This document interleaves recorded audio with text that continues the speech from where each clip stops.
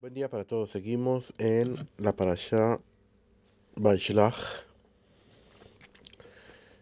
capítulo 32, versículo 14. Jacob durmió allí esa noche y luego tomó de lo que había llegado a su poder un obsequio para su hermano Esaf. Lo que tenía en su posesión, dice Rashi, posesión. ¿Ok? De lo que tenía en su mano, según Midrash Agadiko, se refiere a que Jacob había tomado piedras preciosas y perlas, que son cosas que un hombre empaqueta y carga personalmente en su mano. Según otra explicación más Gamtien, lo que había llegado a su poder. Se refiere a que había tomado objetos profanos que estaban en su poder. Profanos quiere decir jolim, normales. ¿Okay? Como dice aquí también, frutos profanos, a los frutos de la tierra, las cuales ya se ha separado el maaser, el diezmo, el cual se entrega a los leviim y a los kohanim, se les llama profanos en el sentido de que cualquier persona puede consumirlos, mientras que el maaser es kodesh, ¿sí? El maaser que se le da al kohen es kodesh, es decir, consagrado exclusivamente para uso de los leviim y kohanim. Y aunque Jacob no había enviado frutos a Esaf, sino animales, técnicamente no tenía que separar el diezmo de ellos, que solo se aplica a fruto de la tierra.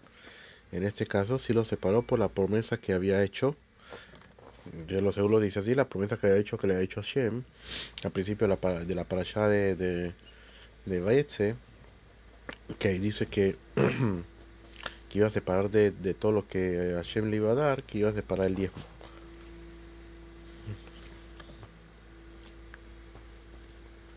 Sigue Rashi dice, pues Jacob primero separó el diezmo, según había prometido, de todo lo que tú me des, ciertamente apartaré el diezmo de ello para ti, y solo después tomó el presente para Esaf.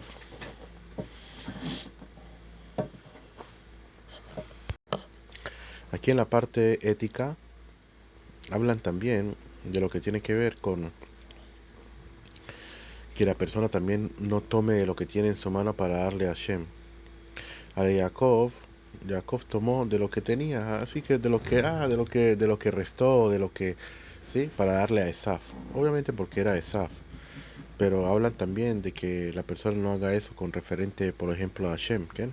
Como, como hizo, como hizo Cain,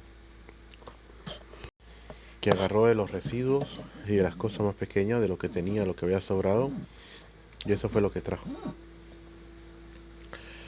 de no hacer eso. Entonces, dice aquí, va a empezar a hablar sobre todo lo que le dio a esas 200 cabras y 20 machos cabríos, 200 ovejas y 20 carneros,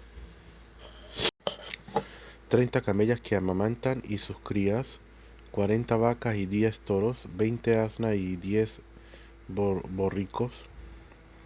Los entregó en manos de sus siervos, cada hato por separado, y dijo a sus siervos, pasen delante de mí y dejen un espacio entre hato y hato. Y encomendó al primero diciendo, cuando mi hermano Esaf te encuentre y te pregunte diciendo de quién eres tú, a dónde vas y para quién es todo esto que está delante de ti, dirás, de tu siervo Jacob es un obsequio enviado a mí, a mi señor Esaf.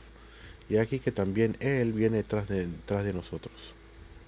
Y encomendó también al segundo y al tercero, así como a todos los que iban tras los atos, diciendo, de este modo hablarán a Esaf cuando lo encuentren. Y dirás, además, es aquí que tu siervo Jacob viene tras de nosotros, pues dijo, apaciguaré su ira con con el obsequio que va delante de mí. Después veré su rostro, quizás me perdone.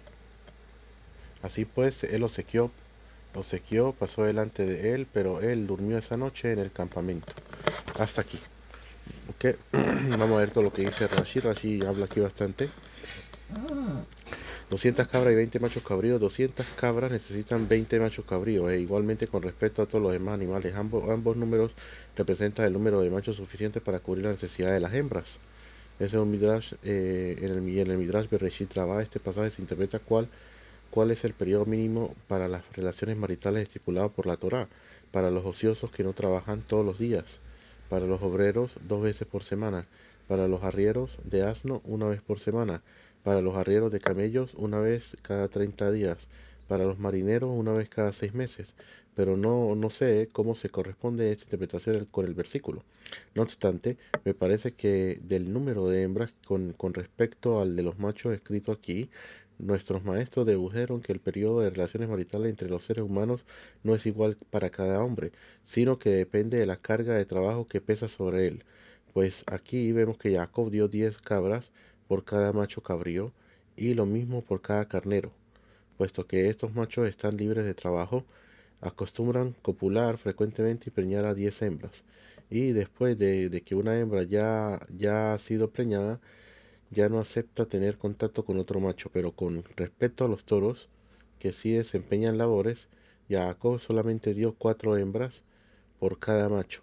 Y en cuanto al asno, que suele ser utilizado para recorrer distancias largas, únicamente dio 2 hembras por cada macho. Y en lo que respecta al camello, que suele recorrer distancias aún más largas, Jacob dio 1 hembra por cada macho. Interesante, que tiene que ver según las relaciones que pueden tener cada uno. Respecto con el hombre también, como él dijo en un principio. Camellas que amamantan, 30 de ellas y a sus crías junto con ellas igualmente 30. En un Midrash Agadico se interpreta la interpretación Ubenehem en el sentido de Banehem, que literalmente quiere decir y sus machos con la que las construyen. Y puesto que se señala que eran 30, ello implica que cuando un macho por cada hembra, pero debido a que el camello macho es recatado al aparearse, la escritura no lo menciona explícitamente.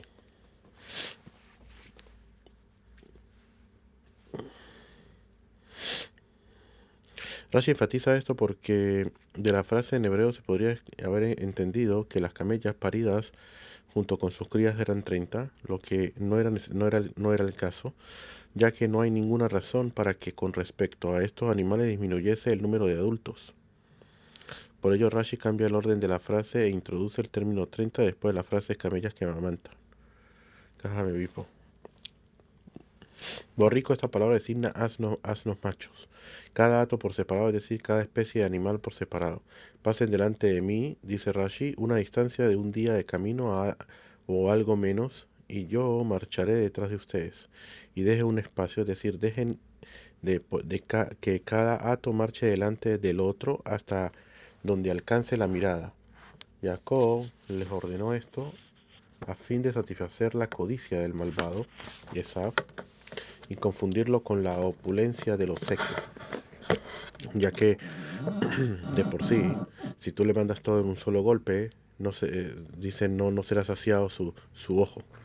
Cuando se ve saciado el malvado, cuando él ve que viene otro más y otro más, así como dijo Jacob vino, para que se sacie su ojo al ver todo lo que se le ha mandado. ¿Y de quién eres tú? Dice Rashi, esta frase significa a quién perteneces. ¿Y para quién es esto que está delante de ti? Es decir, estos animales que están delante de ti, ¿quién son? ¿De quién son? Esta frase significa a quién le es enviado este presente. Dice Rashi. Dirás de tu siervo Jacob, es decir, deberás responder en primer lugar a la primera pregunta y luego a la segunda pregunta. Cuando Esaf te pregunte de quién eres tú, deberás responder soy de tu siervo Jacob. La traducción al arameo debería ser, y cuando te pregunte para quién es esto que está delante de ti, deberás responder es un obsequio enviado. Eso también son leyes de buen hablante, buen oyente, de que la persona cuando le hacen preguntas, primero responder la primera y después responder el segundo. También con referente a eso también son leyes de que tiene que ver con el buen hablante. Y aquí que también él, o sea, Jacob, a lo mejor dice Jacob, apaciguaré su ira. O sea, anularé su ira. ¿Quién? Lo anularé. ¿En qué sentido lo anularé? Fíjate, interesante cómo Jacob vino trata la forma de no llegar a la pelea con Esaf. ¿Cómo? Doblegándose ante él. ¿Sí? Le manda a decir, ¿quién? A lo mejor, y hallé gracia en tus ojos, tu siervo Jacob. Incluso que de por sí, hablan los comentaristas dicen también de que no fue muy buen visto de que Jacob le dijera tu siervo Jacob,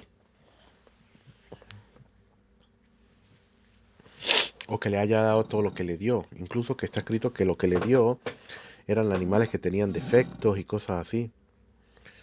Pero con todo y eso, buscando la forma Jacob de cómo no tener que llegar a tener que enfrentarse con él, apaciguar su ira, como dice aquí, ¿sí?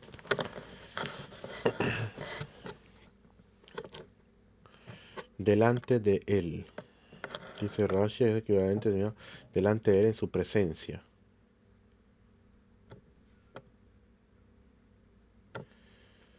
Y un Midrash agadico dice aquí Rashi, sobre este pasaje afirma que también Jacob estaba furioso por verse obligado a hacer todo esto para apaciguar el enojo de Esaf. Lo pashut.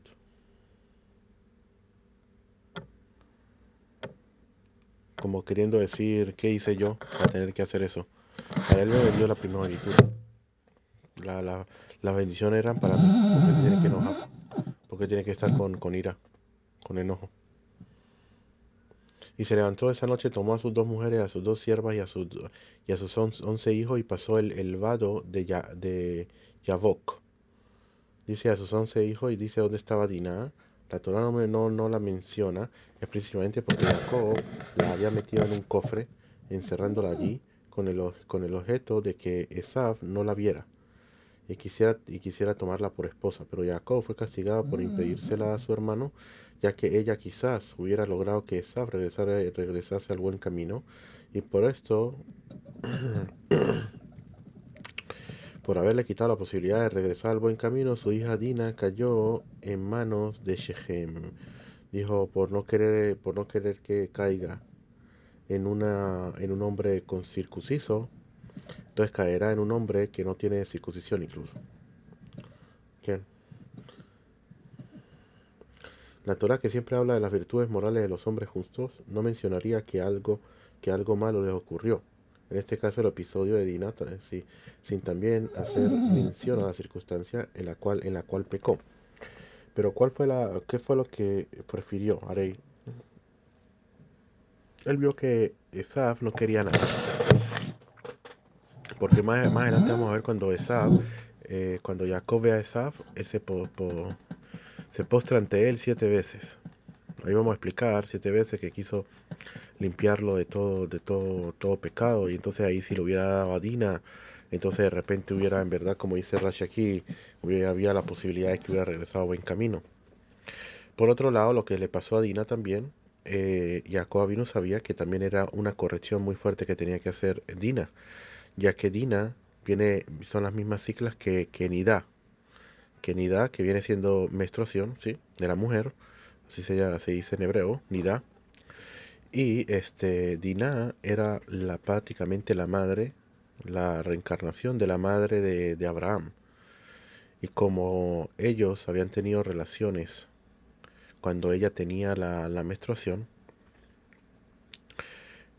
entonces, y así tuvieron a Abraham Avinu, entonces, por haber hecho eso, por eso fue lo que le sucedió a Dinah. Y entonces Jacob vino al saber eso, él prefirió que tuviera la corrección Dinah con Shechem. Aparte de eso, de que de Shechem también salió un Tana muy grande que se llamó Rabbi Hanina ben Teradión, que también cuando él se vino a Dinah, prácticamente esa alma entró a la Kedushá, Dinah la absorbió de la Tumá. O sea, la sacó de allí, del lugar donde estaba. Entonces no es tan de que Jacob quiso hacer esto y no quiso hacer esto. O sea, que todos son saber dónde hay más. Sé lo que él haya querido hacer. Él vio que Esaf no quería regresar ni nada por el estilo. Por lo tanto, él prefirió que no intentar incluso que él regresara a buen camino por haber dejado todo. Fíjate cómo vendió la primogenitura y no le importó nada.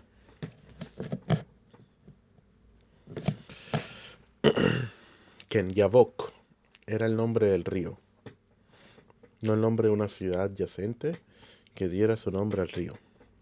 Los tomó y lo hizo atravesar el arroyo e hizo pasar lo que poseía. Lo que poseía, o sea, los animales y los bienes transportables, dice Rashi, Jacob actuó como un barquero transportando las cosas de una ribera a otra. Jacob, ahora dice, Jacob se quedó solo y un hombre luchó con él hasta que despuntó el alba. Jacob se quedó solo, había olvidado unas vasijas pequeñas y volvió por ellas. Pues en el versículo anterior la Torá ya dijo que Jacob había pasado a la otra ribera, lo que poseía, lo que poseía, frase que lógicamente se refería a los objetos más importantes que tenía. Ahora, aquí la pregunta es sobre Jacob Avinu. Está escrito que un hombre justo no puede andar solo en la noche.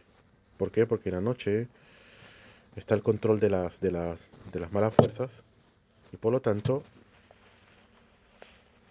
pueden hacerle daño al Sadik, ya que él es el que lucha contra ellos. Entonces la pregunta es cómo Jacob aquí prácticamente se queda solo, sabiendo él de que, de que está prohibido quedarse solo. Porque dice que esa fue la forma en que vino el varón. ¿Quién es el varón? No, y que es el Yetzer Hara que vino a luchar con él. ¿Quién? Para quitarle las bendiciones y para también por lo que él era prácticamente lo que es el símbolo de la Torá, estudiar Torá todo el tiempo sin parar. Y eso obviamente que le molesta mucho al Yetzer Hara. Por lo tanto vino a luchar con él. Ahora la cosa es de que Jacob se quedó solo, pero no se quedó solo Stam. El tratado de Brajot habla sobre cuando la persona está sola le pueden hacer daño. Los demonios, todo eso. También el tratado de Pesajim en la página 108 también habla sobre eso. Pero cuando son, por ejemplo, cuando es uno solo, cuando son dos, ellos pueden ver a los demonios y no le hacen nada. Y cuando son tres personas, ya no los ven. Ahora, la diferencia es si ellos están en un lugar donde los demonios son muy frecuentes. Estos seres, ¿sí? Ahí sí le pueden hacer daño, incluso que sean dos, o incluso tres. En el Tratado de Brajot habla algo interesante. Que la persona estando solo, ¿sí? Pero si tiene una antorcha, es como si fueran dos personas. Y aparte de eso, si también tiene, si hay luna llena, es como si fuera también otra persona con él. Así habla el tratado de Brajot. Entonces, ¿qué fue lo que sucedió con Jacob Avinu? Dice el Ben Ish Hai de que allí era prácticamente Pesaj. Y Pesaj cae el 15 del mes. Y el 15 de mes hay luna llena. Entonces él regresó solo. Él regresó solo, que había olvidado las vasijas pequeñas y volvió a ellas. Este,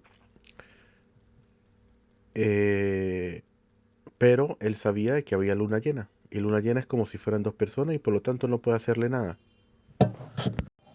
Dice Ben Ish Hai, ¿qué fue lo que hizo el Yetzer Hara? El Yetzer Hara tapó la luna y al tapar la luna quedó solo. Jacob se quedó solo. Eso es lo que dice allí, que Jacob se quedó solo. Y ahí fue donde lo agarró. Ahí fue donde lo agarró. Ahora, ¿qué es lo que dice Rashi aquí? Que había olvidado unas vasijas pequeñas. ¿Qué tiene que ver unas vasijas pequeñas? Es la más que para saber quién. para ellos es Javif Bamonam. Javif está, para ellos es muy importante lo que ellos tienen porque ellos saben que todo, incluso una vasija pequeña o incluso algo que sea pequeño, algo lo que sea, se lo dio al creador. Todo se lo ha dado al creador. Entonces, no es como hoy en día que la persona ya no sirve, lo voto. Me compro uno nuevo y voto el viejo. ¿Qué? La persona no le interesa nada. Pero para los sabios, para los tzadikim, que ellos saben que Hashem fue el que se los dio, es como una persona, por ejemplo, si viene este Trump, para los que se mueren por él, qué sé yo, y les da una medalla, por ejemplo. O Messi le da la camisa firmada o qué sé yo. ¿Qué hace esa persona? Agarra y la enmarca y la coloca en la casa y la coloca en la pared. Ine me la dio, Ine esto, no sé qué. Hasta tanto. Para los tzadikim es simplemente incluso hasta una vasija pequeña. Jacob se quedó solo y un hombre luchó con él hasta que despuntó el alba. Es el Yetzer Hará. El Yetzer Hará que va a luchar con Jacob hasta que despunte el alba, quiere decir hasta que llegue la redención. Y que el Kadosh Baruj Hu lo degolle cuando llegue la redención. Pero mientras tanto, no queda de otra, sino que hay que estar luchando en contra de él. Dice aquí, vamos a ver qué dice Rashi. Trae el sabio Menahem Ben Saruk que explica esta frase literalmente en el sentido de que un hombre se empolvó por lo que está escrito Yavek, con la palabra polvo. Este verbo implica que aquí luchó porque como cuando peleaban ambos contrincantes levantaban polvo con sus pies a causa de sus movimientos. Pero a mí me parece que el verbo Yavek significa fajarse o entrelazarse, y en su origen es un término arameo, que en el Talmud, después de ser atados a él, y el entrelazado con anillos. ¿Quién? Pues de hecho, así suele ocurrir cuando dos individuos se esfuerzan por derribarse uno a otro. Uno sujeta al otro y lo rodea con sus brazos. Y nuestros maestros de Edita Memoria explicaron que el varón que peleó con Jacob era el ángel guardián de Esaf. Entonces, en el tratado de Hulim, en la página 91, ahí habla de que se le apareció y se le apareció como si fuera un extraño, un goi, ¿sí? Y por otro lado, se le apareció como si fuera un Talmid Jajam, un sabio erudito de Torah. ¿Por qué explican los sabios de que así el Yetzer Hará? El Yetzer Hará puede aparecerse a la persona como una persona normal. Depende del nivel de la persona. Si la persona no tiene nada, no sabe nada, o sea, le aparece como Esaf. Eso es lo que dice, sálvame Esaf, de mi hermano, de mi Esaf. De mi hermano y de Esaf. Está mi hermano y está Esaf. Está mi hermano que es como una persona que tiene bastante Torah, es un sabio erudito de Torah. Y está también Esaf, el Esaf ese de la calle, que hace lo que quiere. Entonces se comporta con la persona, depende de lo que es. Si la persona es una persona que tiene Torah, entonces él le demuestra también Torah, le busca cómo, cómo permitirle las cosas que están prohibidas. Por eso dice que se le apareció así, se le apareció allá. Ahora, venir a hablar de que enfatizar o decir de que esto fue una lucha, qué sé yo, una lucha libre, una lucha esta, una cosa así, de que se agarraron a golpes o cosas así, está difícil, muy, muy difícil decir una cosa así, porque hay muchos de que, primero que Benish High dice que aquí hay muchos secretos muy, muy, muy, muy a fondo de lo que sucedió, que son bastante, bastante difíciles de entender. Eso primero que todo. Segundo, donde hablan los comentaristas de que ellos se tomaron, de que como dijimos anteriormente, que él vino hacia él para quitarle las bendiciones, para quitarle el dominio de la Arei. Jacob venía representando lo que viene representando la santidad. y él quería derrocarlo, que no fuera él, que no hubiera un dominio de la santidad. Pero íbamos a ver que no pudo con él. Entonces ellos tenían, como decir, dicen que al revés, que la pelea o la lucha que ellos tenían era una lucha de Torah, una lucha de Torah. Y por eso está dicho de que un hombre luchó con él y a Abek. Y a Abek, que viene la palabra polvo, como dice allí el sabio Menachem Ben Saruk al principio, un hombre se empolvó, porque dicen los sabios de que el, el guardián de Esaf, el ángel de este guardián de Esaf, él decía de que Esaf, él había, como el hombre que se empolvó, se empolva, ¿por qué? Porque se la pasa, se la pasa honrando a su padre a su padre todo el tiempo, yendo de un lado a otro, trayéndole aquí, trayéndole esto, haciéndole todas las cosas y todo lo demás, cosas que Jacob no hacía. Era de las cosas que él decía también sobre eso. Hace, esa era una de las cosas que él tenía. Pero al ver que no podía con él, golpeó el encaje de su muslo y se dislocó el encaje del muslo de Jacob al luchar con él. Dice Rashi, el hueso superior del muslo, que está hendido en la cadera, es denominado kaf en hebreo, ya que la carne que está encima de él se asemeja al asa con vaca de una olla. Y se dislocó, eso significa que fue deslocado el sitio de su articulación. Dice aquí, como arrancar de su raíz. Ahí los sabios, el Zohar Kadosh explica que cuando vio que no podía hacerle nada, o sea, la Torah de él estaba prácticamente perfecta, pero él vio que la Torah de él es perfecta, pero la de sus descendientes no tanto como la de él. Por lo tanto, lo que le dio el golpe en el muslo, lo que dice el Zohar Kadosh fue que logró prácticamente hacer un daño en lo que es los que dan dinero para la Torah. Lo difícil que es, por lo menos las personas que tienen, sí, los rabinos que tienen yeshiva y todo ello, tienen todo el tiempo que estar dando vuelta en Estados Unidos o cosas así, buscando dinero para sustentar la yeshiva o cosa de esa. ¿Por qué? Porque es difícil, porque eso fue lo que logró hacer este, el, el ángel. Ese fue el golpe que él le dio. El hombre dijo, déjame ir, pues ya he despuntado el alba. Pero le dijo, no te dejaré ir a menos que me hayas bendecido. ¿Qué? Déjame ir, ¿por qué? Porque él tenía que ir a cantar. Yo debo cantar el canto de alabanzas a Dios de día. Según la tradición, cada día los ángeles cantan himnos y alabanzas a Dios. Esto hacen de día y no de noche. ¿Sí? Y me haya bendecido decir, reconoce mi derecho a las bendiciones con las que mi padre me bendijo, a la que Esaf objeta y dice que no son mías.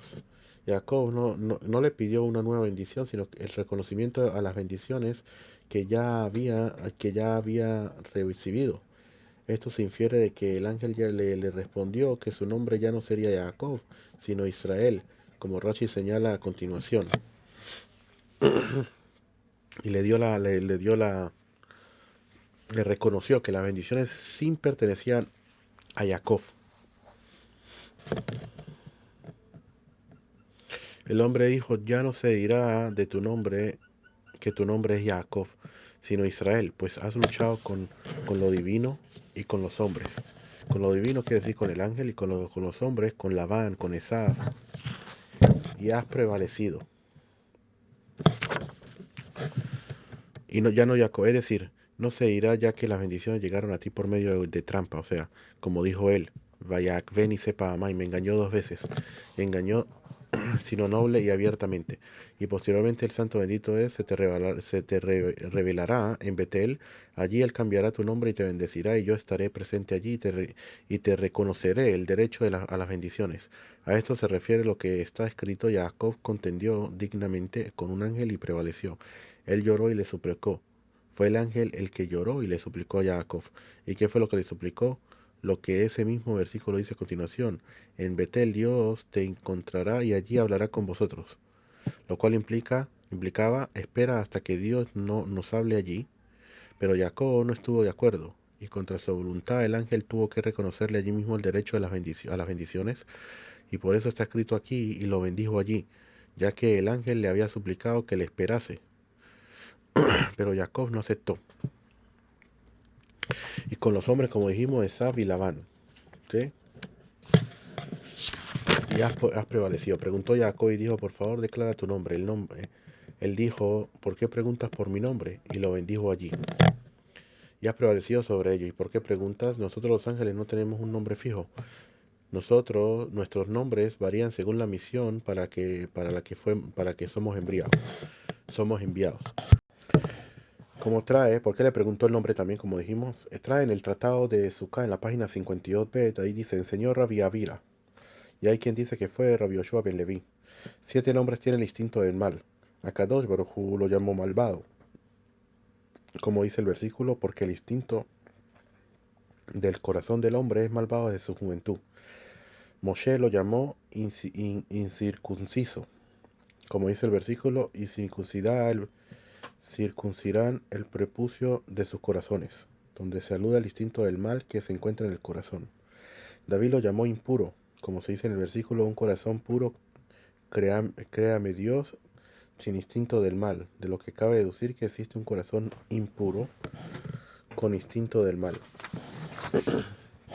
Shlomo lo llamó enemigo, como dice el versículo: si está hambriento tu enemigo, dale de comer pan, y si está sediento, dale de beber agua. Es decir, si el instinto del mal ansía pecados, moléstalo estudiando Torah, porque brasas tú estás poniendo sobre su cabeza y Hashem te recompensará. Y de modo de Drashá dice: no leas Yeshalem Lach te recompensará, Ela te reconciliará contigo. Es decir, Hashem hará que el instinto del mal se reconcilie contigo y no te haga pecar. El profeta Yeshayahu lo llamó estorbo, como dice el versículo: allanen, despejen el camino, levanten el estorbo del camino de mi pueblo. Y el profeta Ezequiel lo llamó piedra, como dice el versículo: y quitaré el corazón de piedra de vuestra carne, y pondré a ustedes un corazón de carne. Joel lo llamó oculto, pues dice el versículo: y al oculto lo alejaré de ustedes, haciendo alusión al instinto del mal. Entonces, ¿qué quiere decir? Quiere decir de que esos 7 nombres son 7 poderes que tiene el Yetzer Hara de cómo dominar a la persona.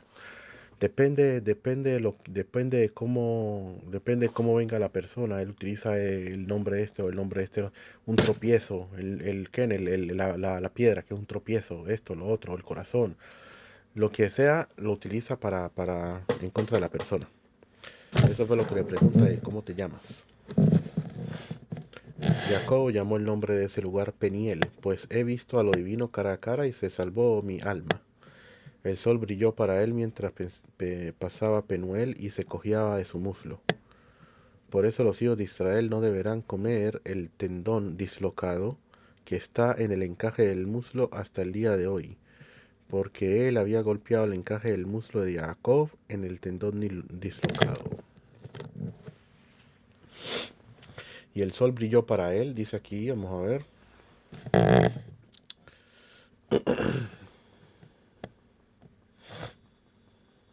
Quiere decir, a pesar de que el sol o el alba no alumbran a nadie en particular, ¿qué? Cuando llegamos a tal sitio nos alumbró el alba. Es una expresión propia de la gente, dice aquí Rashi. En esta ocasión dice aquí que se apuró a brillar para él, para Jacob, vamos a ver, para sanarlo de lo que él tenía, de que estaba cogiendo. Y él cojeaba, es decir, cojeaba cuando el sol brilló, pero no después. El verbo tsolea, que significa cojear, gramaticalmente está en presente, aunque aquí tiene el sentido del pretérito imperfecto, cojeaba. La frase no quiere decir que después de que el sol brilló, él cojeaba, lo cual implicaría que permaneció en ese estado. Quiere decir que en ese momento cojeaba. Una vez que salió el sol, ya no. El tendón dislocado, porque este tendón se llama Gita Naché, tendón dislocado, porque brincó de su lugar y subió. ¿Okay? La raíz Naché significa brincar, salirse de su lugar, y también tiene una connotación similar a la frase su poder ha sido arrancado. Y de igual modo, en la frase, pues Dios me ha quitado toda mi fatiga, que está en el encaje de muslo, dice aquí, que polpe todo pedazo de carne que sobresalga y de forma concava y redondeada es llamado kaf en hebreo. Tiene un significado similar a lo que se dice en relación a los signos físicos de la adultez hasta que se hablan de la kaf. Acá viene siendo, sí, el muslo, en ese caso. Eh, sobre eso, sobre lo último, sobre lo que le sucedió a Jacob, y dice que los hijos de Israel no comerán el tendón dislocado del animal. La pregunta ahí en el tratado de Hulim, preguntan que si, aquí dice aquí abajo, que en la actualidad ese tendón es generalmente conocido como el nervio asiático. Primero que todo, ahí se dice si hay un majloque entre Rabiuda y Jajamín, si son los dos tendones de la pierna izquierda y derecha o solamente la derecha. Por lo que está escrito Kafa Yerej, el muslo. No está escrito los muslos. ¿Sí? Y este qué. Hay otro que dice Kaf Yerej. También Kaf y también Yerej. También ¿qué? En el encaje y también del muslo. Dice derecho, izquierdo, depende. Y hay otra también que hablan sobre si esa mitzvah se les fue dado allí a ellos. Desde ese momento se les impidió comer del tendón dislocado o simplemente fue colocado aquí en la Torah, pero se les prohibió en el monte Sinaí. Eso también hay una disputa sobre eso, si se les dio a ellos o no, o ellos prácticamente acostumbraron a no comerlos por lo que sucedió, también sobre eso. Y como hay 365 tendones, esos 365 tendones van por los 365 mitzvot que están prohibidos hacerlas.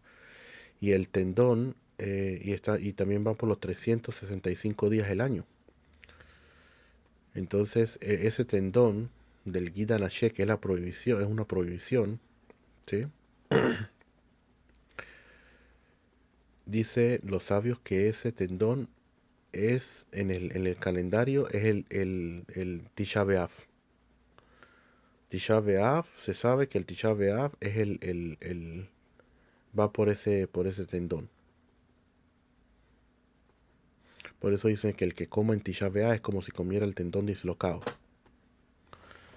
Así dicen. Top. Aquí nos quedamos hasta acá. Llegamos al capítulo 33. Que tengamos buen día.